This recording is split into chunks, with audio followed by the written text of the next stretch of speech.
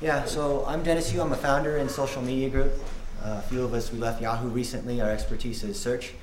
I personally managed over $1 million of ad spend. There are probably a couple people in this room who are bigger than us, but we've learned a lot and made a lot of mistakes in learning how to run large-scale search on Google AdWords, YSM, and some of the other search engines. So this is just going to be an intro to SEM. This may be really easy for some folks who are doing a lot of large-scale search with millions of keywords, but I thought we'd just jump into how some of this works. How many here have actually signed up with Google AdWords or Yahoo Search Marketing? So of these people, how many have run campaigns that are, say, north of 100,000 keywords? North of 1 million keywords? All right.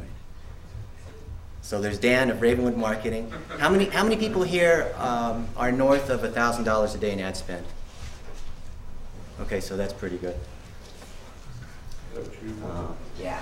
So this is going to be an interactive demo. I wanted to show how we're going to use Word Tracker and some of these other items, but let's just start with some searches, just to show you what's going on in the search landscape. So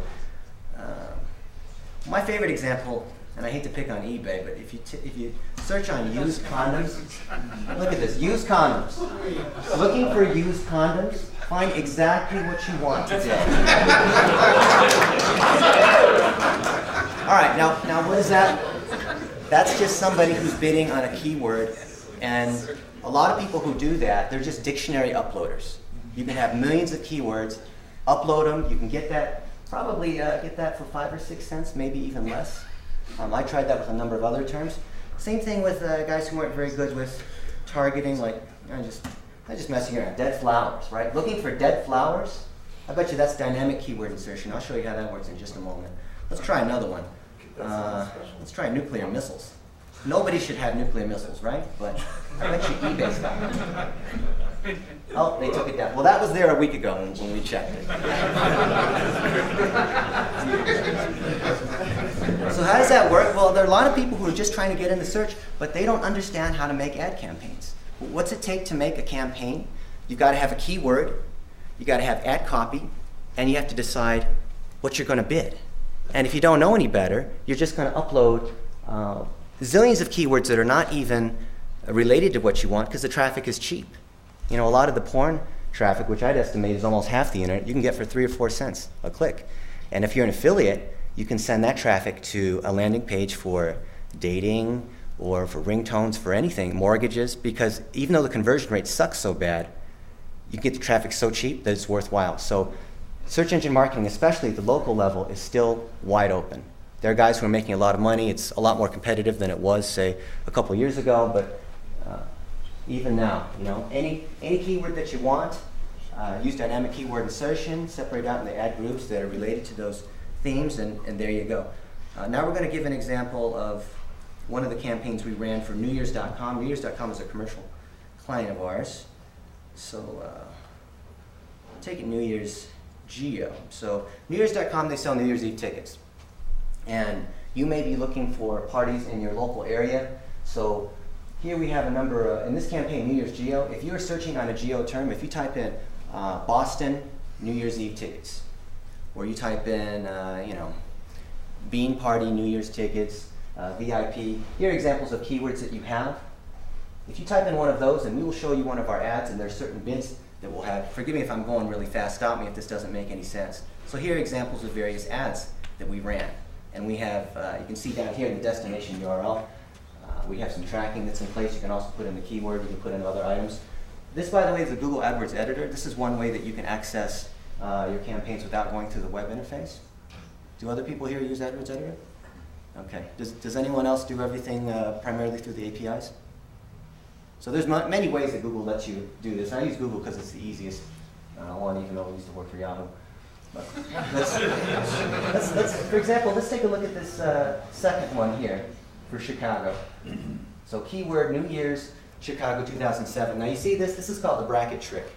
So if this matches against any of the keywords that are in our list, that is automatically put in there. So when I showed you the example of dead flowers or used condoms, when someone does a search there, and they use dynamic keyword insertion, then that's what's going to show in the headline. And if it matches their search term, then it gets bolded. So that thing's going to get a really high click-through rate, whether or not it's relevant or not. And this is just the default text if it's more than 25 characters. You can use dynamic keyword insertion anywhere. Description, line 1, line 2. And here you can see in our various ad groups, we're running a number of different ads, testing them. Oh, this campaign, by the way, we ran $250,000 of sales at, I think like a 9% cost of sale. So for every 9 cents we spend on ad spend, we generate $1 in sales.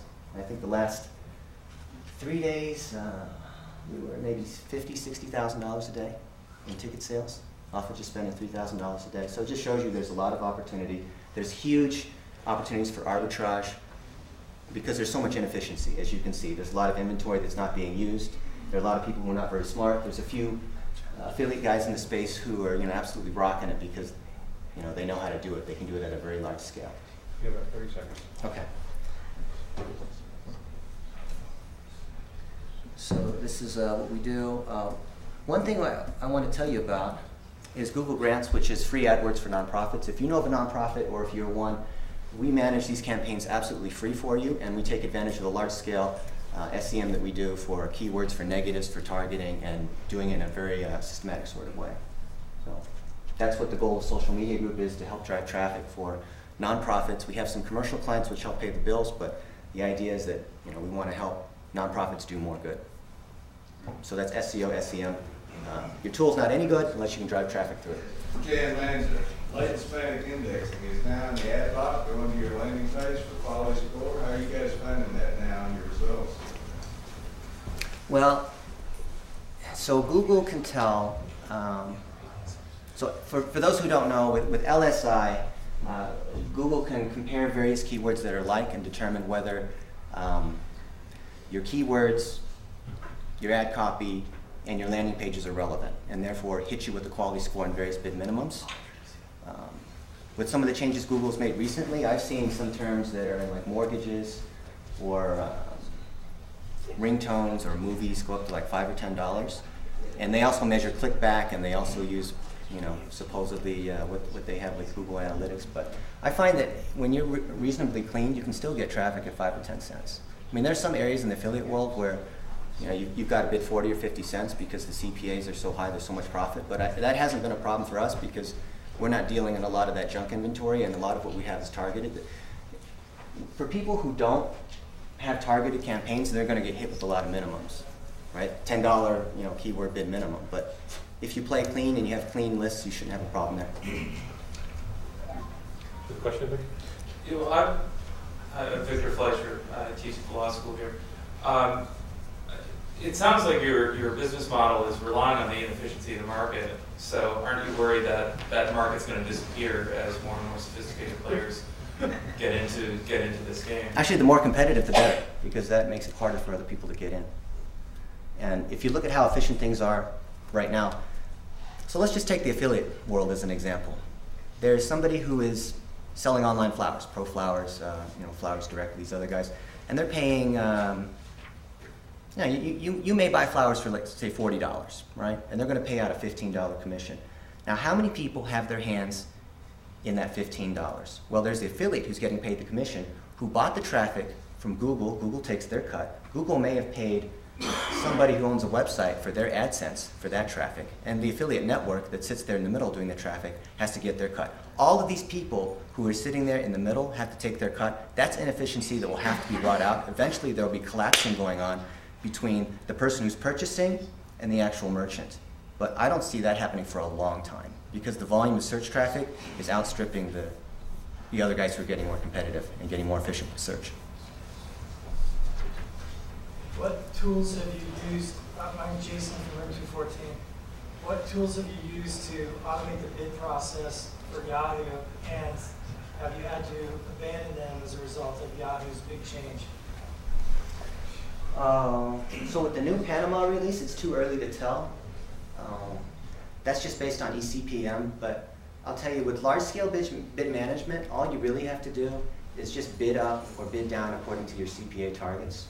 So inside Yahoo, we had a tool called Search Optimizer. I don't know if anybody here has actually used it, but the idea is that we take Google Analytics to another level. So you can beacon a particular conversion page, and then instead of having a keyword, bidding at the keyword or ad group level, you bid according to CPA, and then the system bids up or down according to the conversion. You see what we're saying here, right? So you're not just tracking the CPA, the system is bidding up or down on the keywords based on the conversion, and that made advertiser campaigns a lot more efficient. But we didn't release it externally because there was the risk that total ad spend would go down. So initially it would go down, but maybe it would go up because we'd be more competitive and help people advertise more effectively. But does that answer your question? Yeah. Okay. In the back? Christopher at DreamQuest. I'm curious, we've had very good success with AdWords. We've been trying to get our stuff up on the content network, and the content network just doesn't deliver for us. I mean, both from an AdSense perspective, and we have like Chinese ads and stuff that come up on our website. I have no idea why. I mean, we're a very American targeted audience on our site. And then we have the same issue on the flip side where we're trying to advertise our products on other sites. And we're finding the kind of network just isn't working for us in either direction. Do you have, has your experience been similar, and do you have any tips or recommendations on trying to deal with that? Because that's a part of the game. So one of our founders, Marcus Friend, is #1 on Google in AdSense. No one delivers more AdSense than him. And monetization is not as good right now because there's not as much targeting. There are a lot of MFA sites made for AdSense. So there are guys who are just clicking on their own ads, and they're very sophisticated in the way they do it. And there are bots who can track, who's clicking from the same IPs and what have you. And then various click fraud detection. But they get more sophisticated. They're ahead of the game, where they have actual people in call centers and all around, and they click at a certain frequency. Exactly, that's what they do. And so it's made it tough. Until you can tie, anytime there's a middleman, there's always an incentive to game the system. Now, on the other side, as an advertiser, you know that there's this gaming going on, and Google, masks where the referral comes from, because you see that page 2 ad syndication, Google thing. So what you have to do in that case is run things through redirects, so you can see, where different sites are coming from, or you target specific content networks. And I typically start out with any new campaign, I bid at about 1/3 of search, just as a starting point. And then as I find sites that are delivering bad traffic, you have to cut them immediately. Because there's always going to be 2 or 3 guys that are going to throw a bunch of ads, a bunch of spend at you that suck. Cut them out, find the ones that are good, and try to focus on those. And make sure your keyword groups are very tight, because unlike with regular search, where the search term provides intent into what the person's looking for, Google takes a look at your ad group and develops a theme based on the tightness of those terms. So your ad groups have to be very tight, so Google knows where to search, or what ads to show the sites on, right?